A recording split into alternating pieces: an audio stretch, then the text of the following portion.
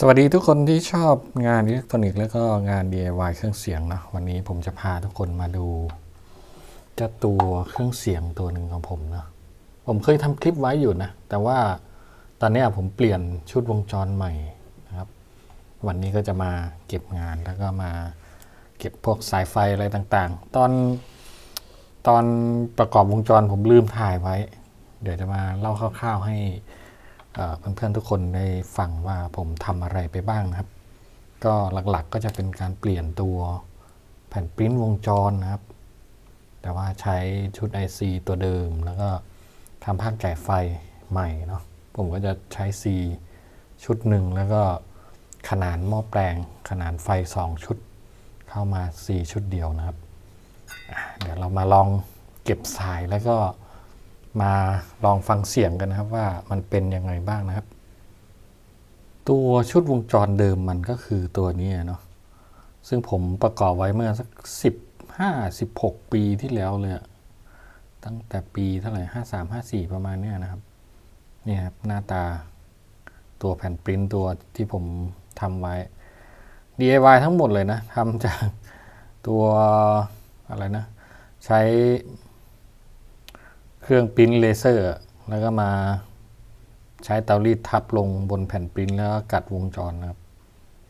แต่ว่ามันลายวงจรมันเยินผมก็เลยซื้อวงจรสำเร็จรูปมาดีกว่ามาเปลี่ยนนะครับซีตัวเดิมก็ยังไม่ได้ถอดออกเลยจริงๆซีก็ยังดีแล้วเนี่ยผมเปลี่ยนเป็นนี่นะครับชุดแผ่นปริ้นผมก็ใช้จากตัวแอปช้อปปิ้งนี่แหละนะครับก็มันจะเป็นแผ่นตัวแผ่นปริ้นสองหน้านะครับตัวอุปกรณ์ที่ลงใหม่ผมใช้ตัวพวกตัวต้านทานที่เป็นชนิดคาร์บอนนะครับแล้วก็ใช้ซีคุณภาพหน่อยเป็นนิชิคอนมิวส์นะครับจำซีรีส์ไม่ได้แต่ว่าตัวใหญ่มากเนี่ยขนาดแค่100ไมโครนะแต่ตัวอ้วนมากเลยตัวนี้พันไมโครเกือบเท่ากันนะครับตัวนี้เป็นภาคจ่ายไฟก็เป็นนิปปอน22,063 โวลต์นะครับไฟเลี้ยงวงจรจริงๆมันเป็นหม้อแปลง2ชุดนะครับชุดไฟเลี้ยงผมตอนแรกผมก็ไม่มั่นใจว่ามันจะทำได้หรือเปล่าเนาะมันเป็นหม้อแปลง24024 2วงจรนะครับมาผ่านไดโอดบิต MUR860 ตัวนี้ไดโอดบิต2ชุดเลยนะก็จะได้ไฟประมาณ34-35 โวลต์บวกลบนะครับผมก็เอาไฟ2ชุดเนี่ยจาก2ชุดหม้อแปลงที่ผ่านไดโอดบิตมาขนานเข้าตัว C ตัวนี้ตอนแรกผมว่าจะแยกจากตัวภาคไดโอดบิตมาเข้าเลยโดยไม่ผ่าน C ตัวนี้แต่พอเจอเบสหนักๆไม่ไหวนะครับมันก็เลยต้องใช้ C เข้ามาช่วยมันเสียงหวานก็จริงแต่ว่าเจอเบสหนักๆเนี่ยมันจะแป๊กนะครับเสียงมันจะเหมือนแบบพลังมันไม่มีก็เลยต้องมาใส่ C ชุดนี้เพิ่มนะครับตัวชุดแผ่นปริ้นตัวนี้มันเป็นแผ่นปริ้น2หน้านะครับมันมีทั้งฝั่งด้านบนด้านล่างมันก็เลยทำให้สามารถทำได้เล็กลงเนาะแต่ว่าพอใส่ C ที่คุณภาพดีๆหน่อยเบียดเฉยเลยพวกสายก็ตอนแรกว่าจะใช้สายไฟเส้นใหญ่ๆหน่อยแต่ว่าจุดบัตรกรีก็เล็กเกินนะครับแต่ว่าข้อดีมันก็คือมันทำให้วงจรมันเล็กลงแล้วแหละนี่นะครับลองเทียบกับแผ่นปริ้นชุดเดิมนะครับประมาณครึ่งหนึ่งของแผ่นปริ้นชุดเดิมเลยนะลงย่อส่วนลงเล็กมากเนี่ยพวกขดลวดอะไรต่างๆต้องต่อตรงเลยไม่ได้ใช้เลยนะครับแต่ว่าเสียงก็ผมว่าดีขึ้นกว่าเดิมเยอะเลยไม่รู้ว่าเป็นเพราะลายวงจรหรือว่าเป็นเพราะพวกค่าอุปกรณ์ด้วยเนาะตัวเดิมผมก็เอาของที่มีคร่าวๆแหละเป็น R ธรรมดาแต่ว่าตัวใหม่ใช้ R ที่เป็นคาร์บอนแล้วก็พวก C ที่คุณภาพดีหน่อยเนาะเสียงมันรู้สึกว่าพวกแรงปะทะพวกเสียงแหลมเสียงทุ้มนี่มาเยอะนะครับแยกได้ชัดเจนดีมากเลยจ่ายไฟตอนแรกผม นึกว่ามันจะทำแบบนี้ไม่ได้เนาะมันเหมือนเอาหม้อแบต2 ตัวมาพ่วงใส่กันมาพ่วงใส่4 ชุดเดียวกันเนาะเนี่ยภาคจ่ายไฟตัวนี้ก็ไฟบวกลบ35 โวลต์มาเข้า4 ชุดเดียวกันนะครับเหมือนพ่วงแบต2 ลูกก็ได้อยู่นะครับหม้อแปลงไม่ร้อนเลยนะทีนี้แต่ก่อนที่แยกขดนี่คือร้อนแต่ว่าพอรวมแบบนี้ไม่ร้อนแต่มาร้อนที่ภาคขยายแทนนะครับความร้อนตรงฮีทซิงค์เนี่ยเวลาเปิดสัก1-2 ชั่วโมงนี่คือร้อนแต่ว่าพอดีตัวโครงมันเป็นอลูมิเนียมนะมันก็เลยแบบกระจายความร้อนได้ดีพอสมควรนะครับนี่เดี๋ยวผมจะเก็บงานอีกสักพักหนึ่งครับเดี๋ยวเรามาฟังเสียงกันนะครับใช้เคเบิลไทยเก็บสายหน่อยทำเสร็จแล้วยังไม่ได้เก็บสายเลยนะครับ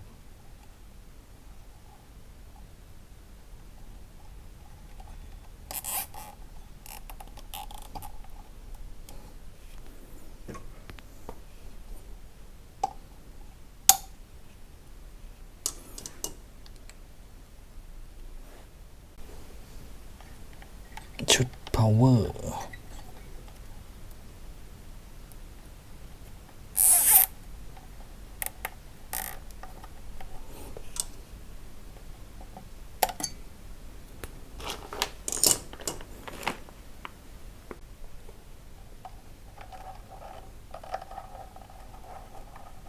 หมุนไปหมุนมายุ่งเหยิงมาก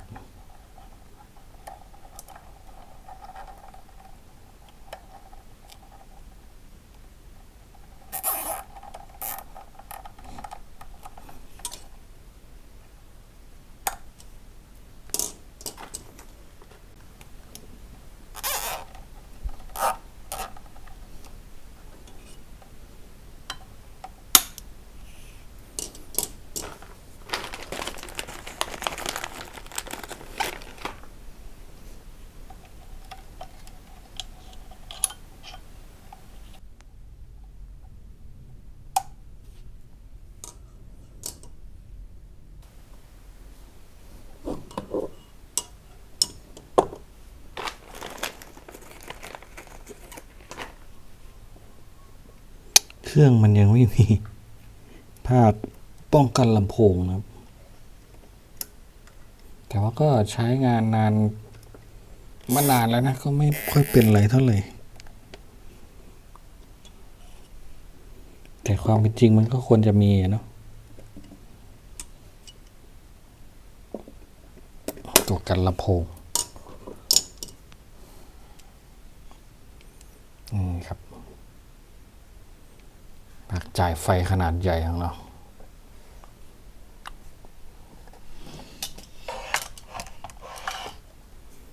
ส่วนใหญ่จะมัดเคเบิลไทยไว้ให้มันนั่นนะไม่ให้มันขยับเครื่องมันก็จะทนขึ้นประมาณนี้จุดเชื่อมต่อมันจะได้ไม่ขยับนะครับบางจุดผมก็จะใช้กาวหยอดด้วยนะเป็นกาวพลาสติกกาวที่ติดพื้นรองเท้านะครับหยอดไว้ให้มันแน่นประมาณนี้ครับตอนนี้ก็คือวงจรเดิมนะครับตอนนี้ก็คือวงจรใหม่ที่เปลี่ยนเรียบร้อยแล้วแอมก็จะเป็นเกนโคนของเรานะครับตัวนี้กับวงจรแล้วก็ภาคจ่ายไฟชุดใหม่นะครับตัวภาคมิกเซอร์ก็จะเป็นตัวนี้นะครับออโต้100 FX AMX 100 FX นะครับรับเสียงด้วยตัวยูกรีนตัวนี้จำชื่อรุ่นไม่ได้ละโอเคเปิดมิกครับมาลองฟังเสียงกันที่ใช้ทดสอบวันนี้นะครับก็จะเป็นลำโพงของ Sony ชุดนี้นะครับผมก็จำชื่อรุ่นมันไม่ได้เหมือนกันครับลำโพงเปิดเพลงด้วย iPad นะครับ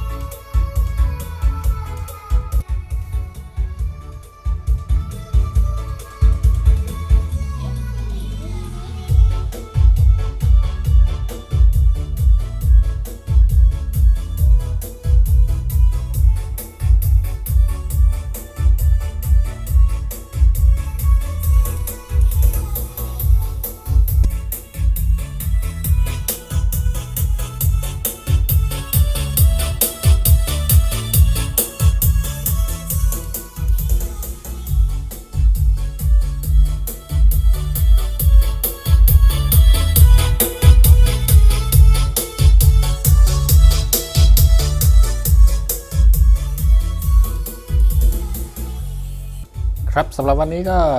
ประมาณนี้นะครับคร่าวๆสำหรับการเปลี่ยนวงจรภาคขยายของเกนโคนครับเบอร์ LM 3886ตัวนี้มัน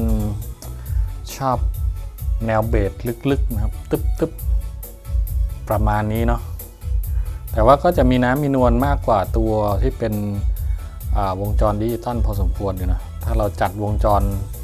ภาคจ่ายไฟดีๆนะครับเลือกตัวหม้อแปลงที่กระแสสูงๆมากกว่านี้อาจจะได้ฟังเสียงที่แบบกระแทกกระทันแล้วก็พวกเบสที่หยุดลำโพงได้กระชับมากกว่านี้นะภาษาช่างเขาเรียกว่าอะไรว่า damping factor อะไรสักอย่างนี่แหละนะครับนี่ครับพักจ่ายไฟแต่ละจุดก็ใช้ C filter ตัวเล็กๆไม่แน่ใจว่ายี่ห้ออะไรนะน่าจะฟิลิปนะครับ 0.1 ไมโคร 100 โวลต์สีคล้ายๆเห็บสีส้มแบบนี้สั่งมาเซตหนึ่งนะครับใช้ดีอยู่นะครับนี่วงจรนี้ก็โอเคเลยนะครับโอเคครับสำหรับใครถ้าชอบคลิปแบบนี้ก็อย่าลืมฝากกดไลค์กดแชร์แล้วก็กดติดตามคลิปช่องเราไว้ด้วยนะครับถ้าไม่อยากพลาดก็กดกระดิ่งแจ้งเตือนไว้เนาะขอบคุณทุกการรับชมแล้วก็การพูดคุยกันหลังบ้านนะครับขอบคุณครับไว้เจอกันคลิปหน้านะครับสวัสดีครับ